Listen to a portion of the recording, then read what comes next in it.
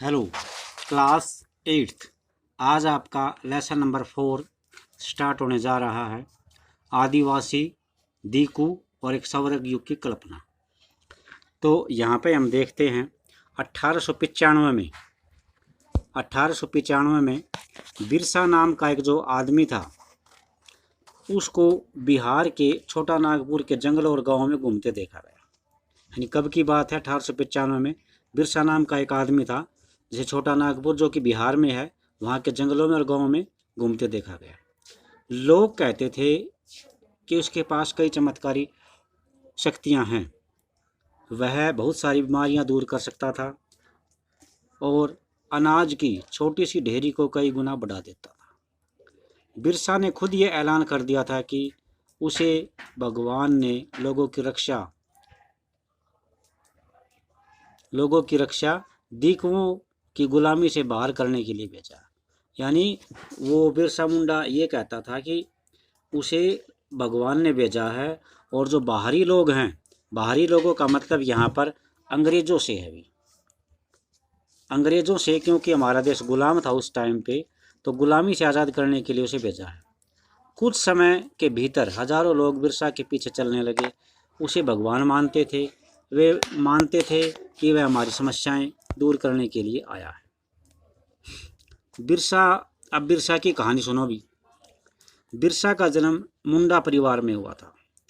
मुंडा क्या है? मुंडा एक जनजातीय समूह है। बिरसा छोटा नागपुर में रहता है। बिरसा के समर्थकों में, यानी बिरसा को मानने वालों में, इलाके के दूसरे आदिवासी संथाल और उरांव भी शामिल थे। ये सभी अपने आसपास आ रहे बदलावों और अंग्रेज शासन के कारण पैदा हो रही समस्याओं से बेचैन थे। यानी मुंडा जाति, दूसरी जाति संथाल, और फिर है उराव। ये सारे जनजातीय समूह थे, और ये अंग्रेज़ों के कारण उनके आसपास जो बदलाव हो रहे थे उससे बड़े बेचैन थे। उनका जो जीवन पद्धति थी, जिसमें वे जन्म लिया उन्होंने, वो नष्ट होती दिखाई दे रही थी। उनका जो काम धंधा था वो खतरे में पड़ रहा था, और धर्म जो है छिन्न भिन्न हो रहा था। बिरसा इन समस्याओं को कैसे हल कर सकता था? जिन्हें दीकू कहा जा रहा था, वे बाहरी लोग कौन थे? उन्होंने इलाके के लोगों को कैसे गुलाम बनाया? अंग्रेजों के राज में आदिवासियों के साथ क्या हो रहा था? आदिवासियों का जीवन किस तरह बदल रहा था? इस चैप्टर में हम सारी इन बातों को पढ़ेंगे। पिछले साल आपने आदिवासी समाजों के बारे में पढ़ा था। ज़्यादातर कबीलों के रीति रिवाज और रस्में परंपराएं ब्राह्मणों द्वारा निर्धारित रीति रिवाज और रस्मों से बहुत अलग होती है। यानी जो ये कबीले हैं, इनके रीति रिवाज और रस्में ब्राह्मणों द्वारा बताई गई नहीं होती थी। इनके रीति रिवाज ब्राह्मणों द्वारा बताए गए रीति रिवाजों से और रस्मों से बहुत अलग होते थे। इस प्रकार के समाजों में गहरे सामाजिक भेद नहीं होते थे, जो कि हमारे समाज में जाति पर आधारित होते हैं। एक कबीले के सारे लोग कुटुंब के बंधनों में बंधे रहते थे, एक परिवार के बंधन में बंधे रहते थे। एक कबीला के सारे लोग कुटुंब के बंधनों में बंधे रहते थे, उसी का आदेश मानते थे। लेकिन इसका अर्थ ये नहीं है कि आदिवासियों के बीच कोई आर्थिक और सामाजिक फर्क नहीं था। यहाँ पर दिखा रखा है अभी, उड़ीसा के डोंगरिया कंद कबीले की महिलाएं बाजार जाते हुए नदी से गुजर रही हैं। ये बाजार जा रही हैं, और बाजार जाने के लिए इनको नदी पार करनी पड़ती है। तो उड़ीसा का कौन सा समुदाय है ये? डोंगरिया कंद।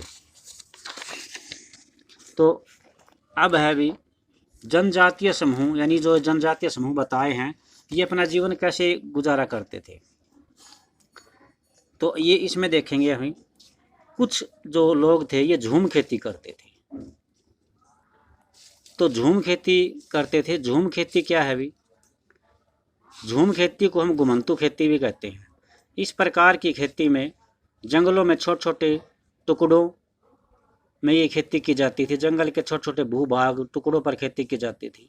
ये लोग जमीन तक धूप लाने के लिए पेड़ों के ऊपरी हिस्से को काट देते थे, यानी ताकि धूप जो है जमीन तक नीचे तक आ जाए, इसलिए ये पेड़ के ऊपरी हिस्सों को काट देते थे, और जमीन पर उगी घास फूस उसको जलाकर साफ कर देते थे। इसके बाद वे घास फूस के जलने पर जो राख होती है उसको खाली ज़मीन पर छिड़क देते थे। इस राख में पोटाश होती है और जिससे जो मिट्टी है उपजाऊ हो जाती थी। फिर वे कुल्हाड़ी से पेड़ों को काटते थे और कुदालों से ज़मीन की ऊपरी जो सतह थे उसको खुरच देते थे। यानी उस टाइम में हल नहीं होते थे। वे खेतों को जोतने और बीज रोपने की बजाय उन्हें बस खेत में बिखेर देते थे। यानी जो कबीले थे उनके पास हल की सुविधा नहीं थी। हल तो थे उस टाइम पे, लेकिन उनके पास ये हल सुविधा नहीं थी। वे बस खेत को वैसे ही अपनी कस्सियों से और कुल्हाड़ियों से और ऊपर की ज़मीन जो परत होती थी उसको खुरच देते थे। फिर बीज जो है बिखेर देते थे। एक बार जब फसल तैयार हो जाती तो उसे काटकर दूसरी जगह के लिए चल पड़ते थे। यहाँ से उन्होंने अभी फसल काटी थी तो वह जगह कई साल तक परती पड़ी रहती थी। परती क्या होता है? अभी जब ज़मीन को उपजाऊ बनाने के लिए कुछ समय के लिए खाली छोड़ दिया जाता है। ये है यहाँ पर अभी परती। कुछ समय के लिए बिना खेती यानी खेती नहीं करनी है, उस ज़मीन को खाली छोड़ दिया जाए ताकि उसकी उपजाऊ मिट्टी दोबारा आ जाए। इसी तरह साल क्या है, एक पेड़ है महुआ, एक फूल जिससे खाया भी जाता है और शराब बनाने के लिए यूज किया जाता है। तो घुमंतू किसान मुख्य रूप से पूर्वोत्तर यानी अरुणाचल प्रदेश, असम, मेघालय, मणिपुर, कोहिमा, यहाँ पर मध्य भारत की पर्वतीय व जंगलों पट्टियों में रहते थे। इन आदिवासी समुदायों की जिंदगी जंगलों में बेरोक टोक आवाजाही और फसल उगाने के लिए जमीन और जंगलों के इस्तेमाल पर आधारित थी। यानी ये जंगलों में पक्षियों की तरह घूमते थे, कहीं भी कोई रोक टोक नहीं है, जमीन और जंगलों का इस्तेमाल कर सकते थे और वे केवल इसी तरीके से घुमंतू खेती कर सकते थे। फिर है यहाँ पर कुछ लोग शिकारी और संग्राहक थे। बहुत सारे इलाकों में आदिवासी समूह पशुओं का शिकार करके और वन्य यानी वनों मिलने वाले उत्पादों को इकट्ठा करके अपना काम चलाते थे। वे जंगलों को अपनी जिंदगी के लिए बहुत ज़रूरी मानते थे। उड़ीसा के जंगलों में रहने वाला खोड़ समुदाय इसी तरह का एक समुदाय था। इस समुदाय के लोग टोलियां बनाकर शिकार पर निकलते थे। जो भी हाथ लगता था उसे आपस में बांट लेते थे। वे जंगलों से मिले फल और जड़ खाते थे। खाना पकाने के लिए वे साल और महुआ के बीजों का तेल इस्तेमाल करते थे। इलाज के लिए वे बहुत सारी जंगली जड़ी बूटियों का इस्तेमाल करते थे और जंगलों से इकट्ठी हुई चीज़ों को स्थानीय बाजार में बेच देते थे। जब भी स्थानीय बुनकर और चमड़ा कारीगरों को कपड़े और चमड़े की रंगाई के लिए कुसुम और पलाश के फूलों की ज़रूरत होती थी तो वे खोड़ समुदाय के लोगों से ही कहते थे। इन समुदायों को चावल और अनाज कहाँ से मिलते थे? कई बार तो चीज़ों की अदला बदली से ही काम चल जाता था। वे अपने कीमती जो वनों के उत्पाद हैं उनके बदले अपनी ज़रूरत की चीज़ें ले लेते थे। कई बार उन्हें ज़रूरी चीज़ें खरीदने के लिए अपनी मुट्ठी भर आमदनी, थोड़ी बहुत आमदनी होती थी, उसको खर्च करना पड़ता था।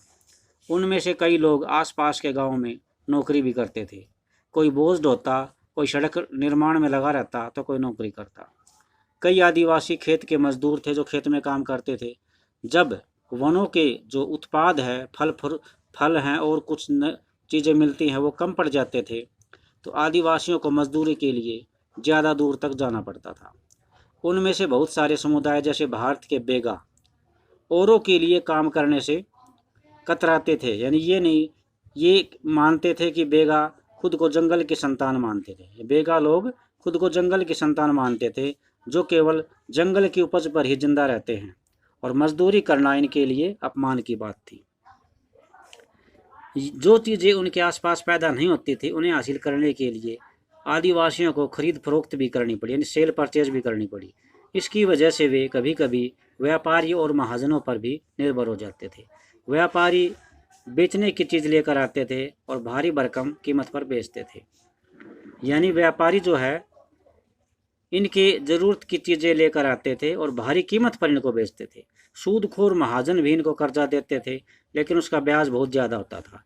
इस तरह बाजार और वाणिज्य ने आदिवासियों को कर्ज और गरीबी में ढकेल दिया।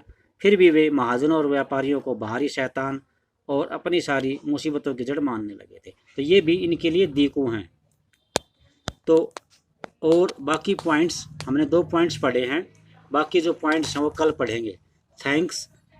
ये कुछ आदिवासी समुदायों के इलाके हैं भी भारत में, इनको भी आप अच्छी तरह से देख लेना।